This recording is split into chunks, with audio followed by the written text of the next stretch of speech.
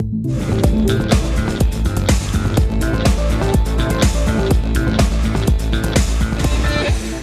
a lot of young adult material out there at this point. What kind of appealed to you about this material in particular, and why did you think this was special? I think it's a bit tougher in a way. There's a kind of toughness to it, and actually, who knows what it'll be? But the footage we've seen and what we shot and how we felt about it and what we did with our characters, I think it kind of bridges, it satisfies that YA faction, but also it kind of bridges to the adult world because there's a lot of, I'm older and the way and then Shay is quite mature and she's a bit older, and I think it, in a good way, it kind of encompasses both. Yeah. Well, a big part of the story is this relationship between you guys that develops your characters.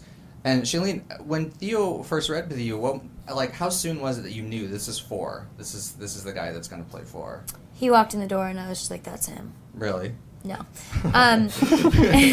4. 4 years. 4 years.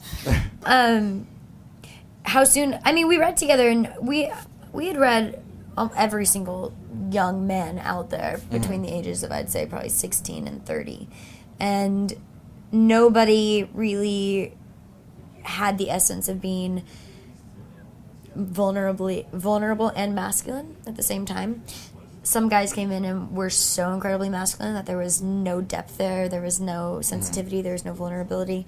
And then the majority, I'd say 98% of the guys came in there and I was tougher than they were. They were just not very masculine.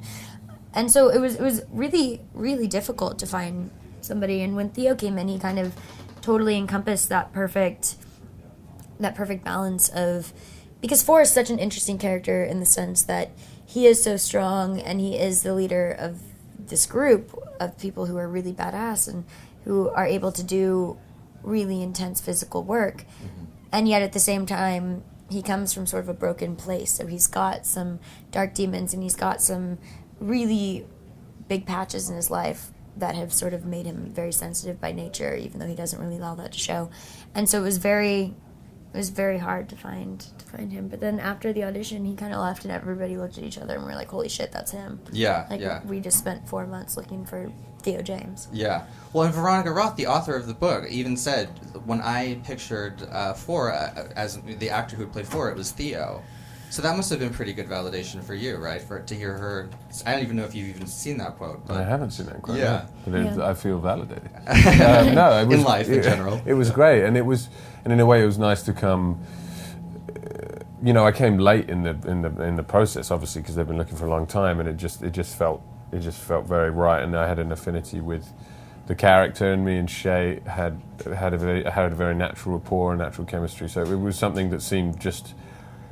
It just seemed to kind of slot, which is really nice. It's really great and gratifying because then you can start.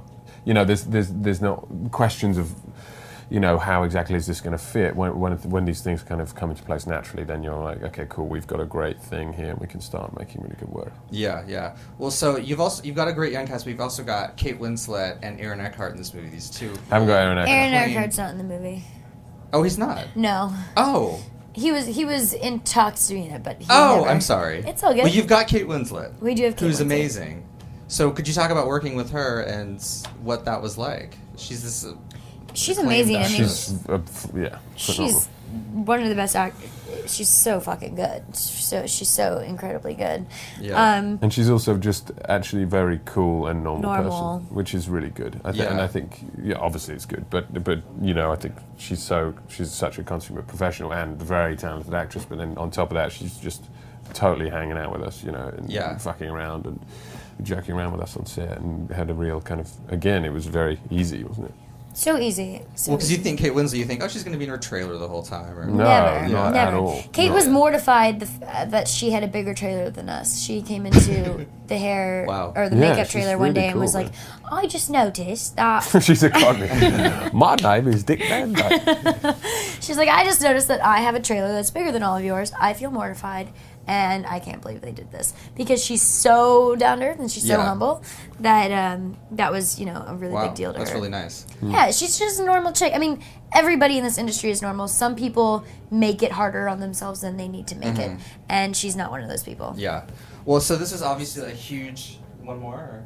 Yeah, really, please. Okay. This is obviously a huge book with young adults and the big hit and big bestseller.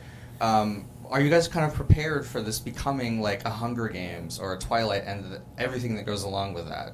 Are you... You just can't think about stuff like that. I mean, you wrap your head around that and it makes no sense. None of this industry really makes much sense.